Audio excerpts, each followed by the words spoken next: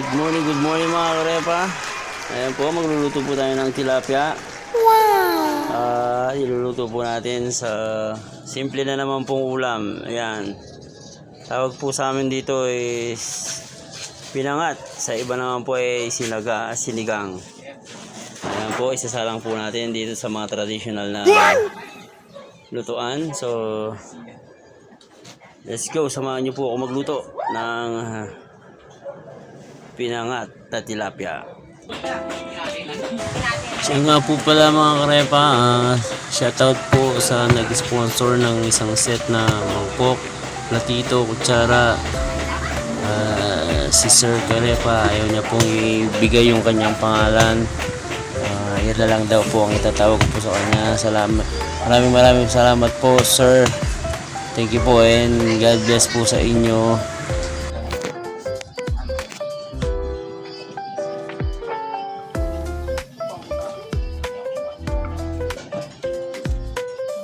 Babay, tipad ka pen na.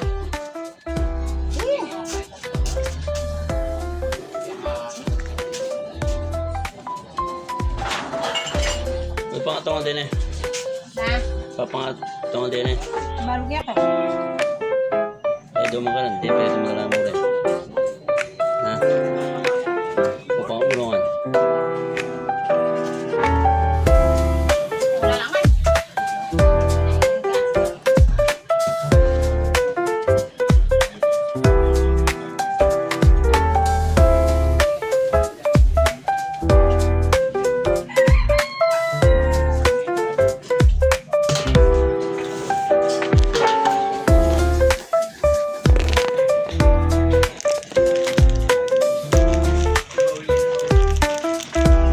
Sabay-sabay na po natin yung sangkap niya.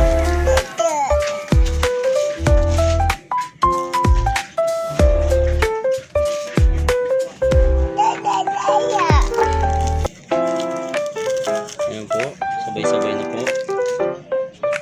Lagyan na rin po natin ng tubig.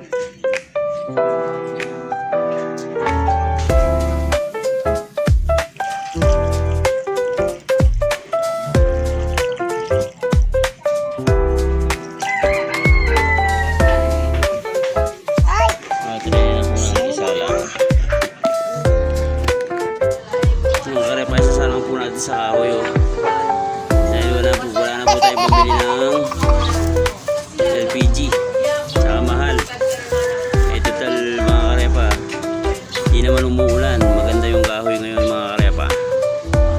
Yung iluluto natin yun o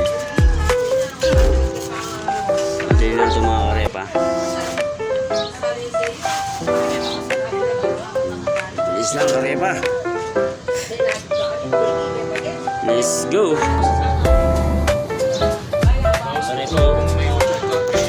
Sabi ng matatanda nito mga karepa, tumatawa yung apoy.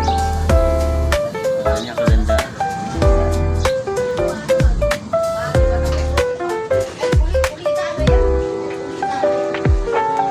Ano po mga karepa?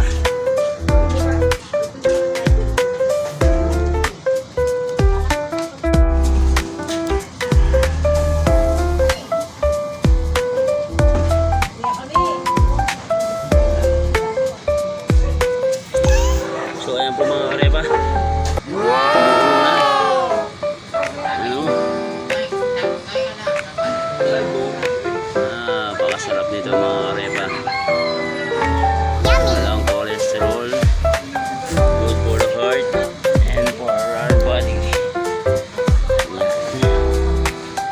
Salamat yan. Salamat. Wow, karepa. Yan o. Ang sarap nito karepa.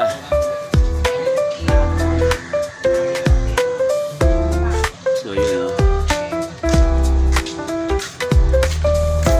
Simpleng ulam, simpleng lutuin. Pero maganda sa katawan mga karepa. Maraming salamat po sa ating bagong followers, ating mga nanonood at manonood pa. Maraming salamat po. Yakapan po tayo. Payakap po ng maigpit mga karepa. pakishare naman.